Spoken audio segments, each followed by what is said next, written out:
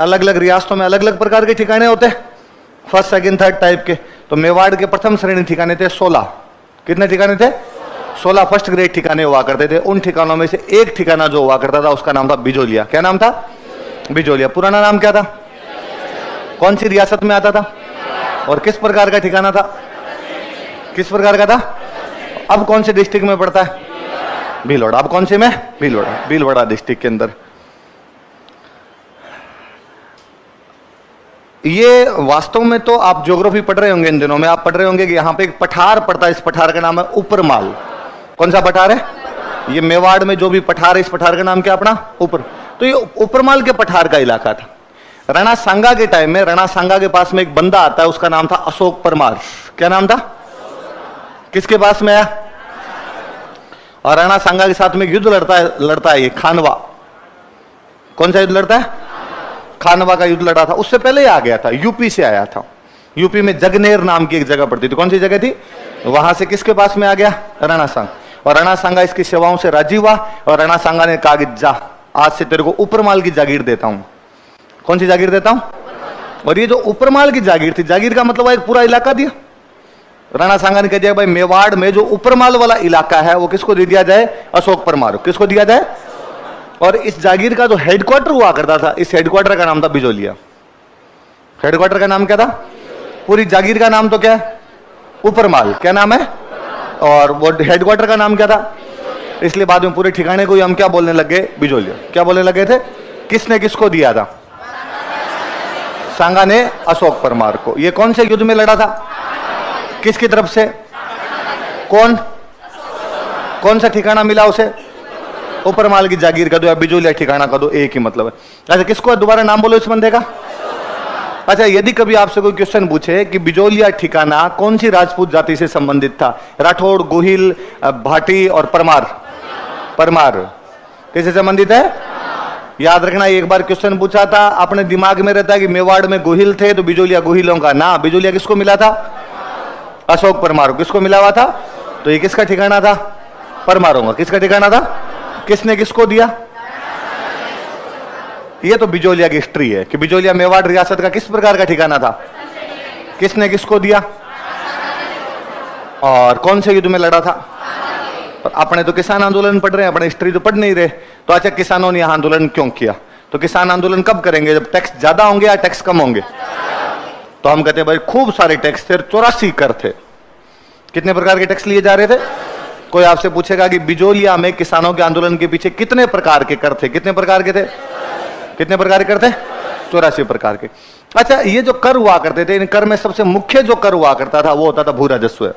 वो कौन सा आता था? भू राजस्व मतलब लैंड रेवेन्यू। जमीन पे लैंड रेवेन्यू जो भी लगता था उसको क्या बोलते? भू राजस्व। अच्छा, भू राजस्व कम होगा तो किसान का आंदोलन करेंगे, ज्यादा होगा तब? तो भू राजस्व भी यहां पर क्या था? भू राजस्व भी क्या था? ज्यादा हुआ करता था। तो एक तो कर, खूब सारे कर लगा दिए थे। कितने प्रकार के कर थे?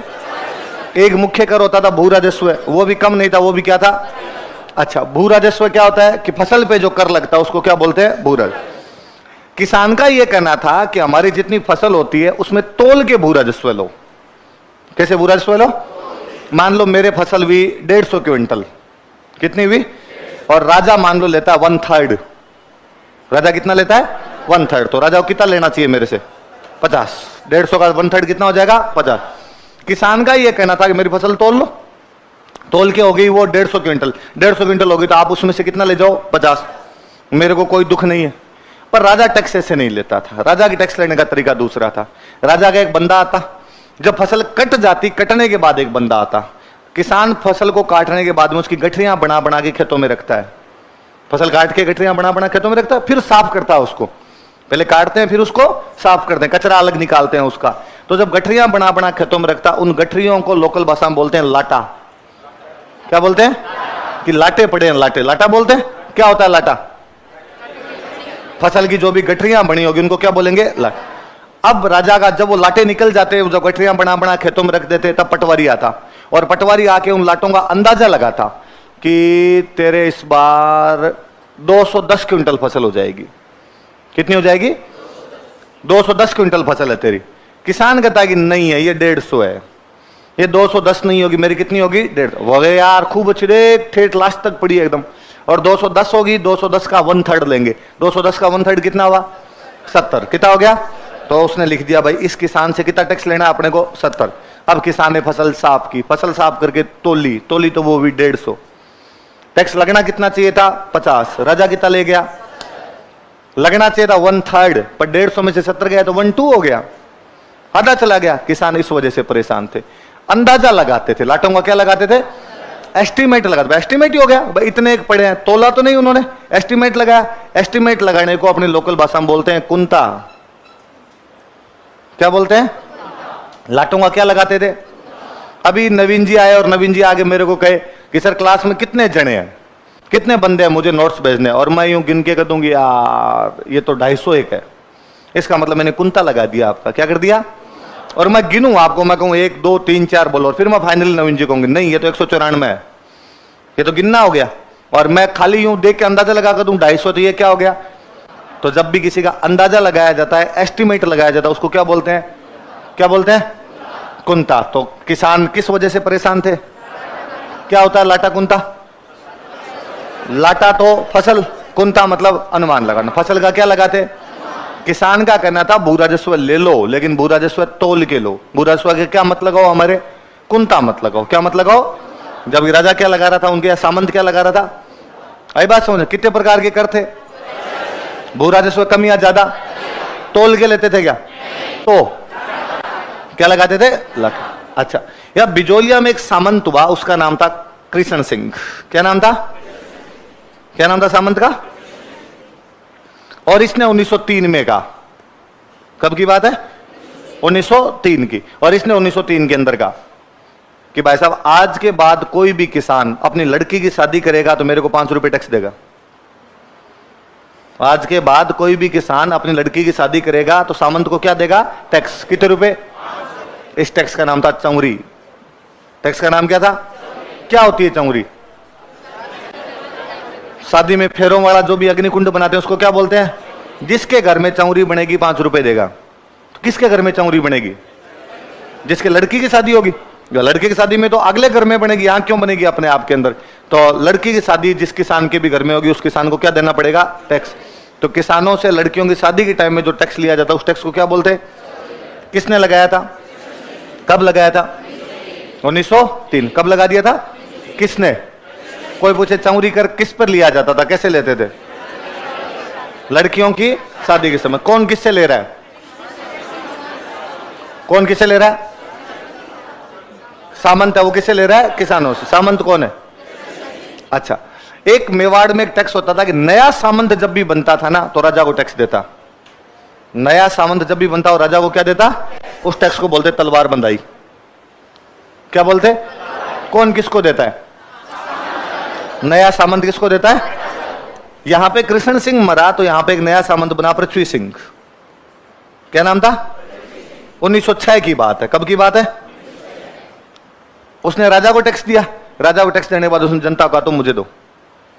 जनता ने भाई हम किस बात का दें तुझे टैक्स, तो उसने कहा कि मेरा खर्चा हुआ इस बात का दो।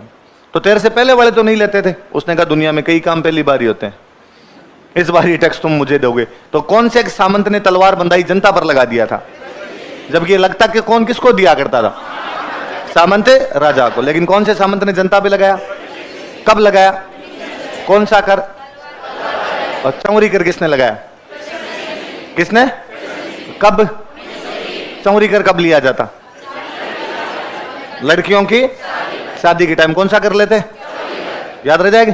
तो क्या क्या कारण है, कितने प्रकार के करते, भू राजस्व कम या ज्यादा, तोल के लेते थे तो क्या लगाते, लाटा कुंता, क्या लगाते, लड़कियों की शादी के टाइम कौन सा कर, और नए सामंत राजा को देता वो कर।